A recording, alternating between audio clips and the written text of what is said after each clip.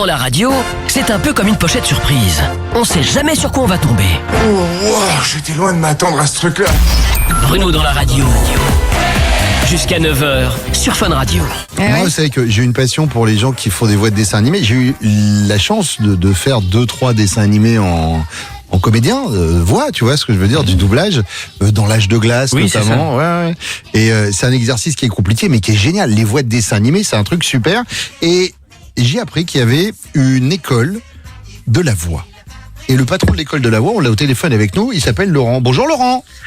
Bonjour Bruno, bonjour à tous. Alors en l'occurrence la voix de Mickey c'est toi qui l'a fait. Je vais pas te demander de la faire à l'antenne parce que je sais que contractuellement avec Disney on ne peut pas le faire, mais c'est toi qui fais la voix que je viens de passer. C'est-à-dire que quand... Il paraît. Voilà. Laurent, je voudrais qu'on parle de l'école de la voix parce que j'ai donc appris ce matin, pour être très honnête avec toi, que on pouvait prendre des cours pour devenir comédien de doublage. J'ai pas entendu la question, est-ce que tu peux répéter? Oui, bien sûr, je te disais, on peut donc s'inscrire dans une école pour devenir comédien de doublage. Oui, tout à fait. Alors, je te rassure tout de suite, c'est pas un internat, vous n'êtes pas en pensionnat.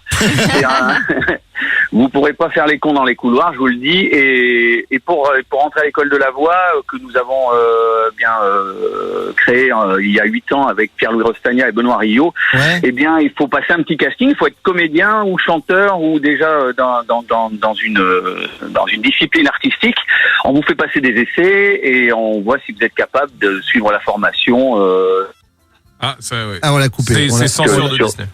Sur des plateaux. D'accord, parce qu'on avait perdu la fin, mais pour être comédien sur des plateaux. Christina? Mais Laurent, c'est ce que j'allais te dire, même si on a une voix qui est pas très agréable, on peut essayer de postuler?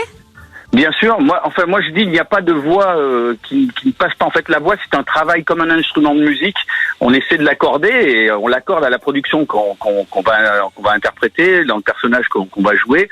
Et pour moi, toutes les voix sont intéressantes et plus elles sont bizarres, plus c'est intéressant parce que ça va vraiment se démarquer des autres et on va tout de suite vous reconnaître et ça c'est génial quoi. Ouais, parce que en fait c'est pas tant la voix, le grain de voix justement, c'est une vraie signature, c'est juste la proportion qu'on a à savoir jouer la comédie ou pas, parce que être comédien de doublage, dans comédien de doublage, il y a le mot comédien et c'est ça le plus important en fait, Laurent.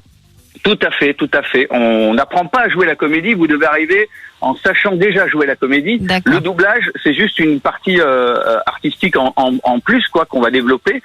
Et c'est un art à part. Il y a le théâtre de rue, il y a la commedia dell'arte, les fédos et tout ça. Voilà, on part dans plusieurs. C'est un.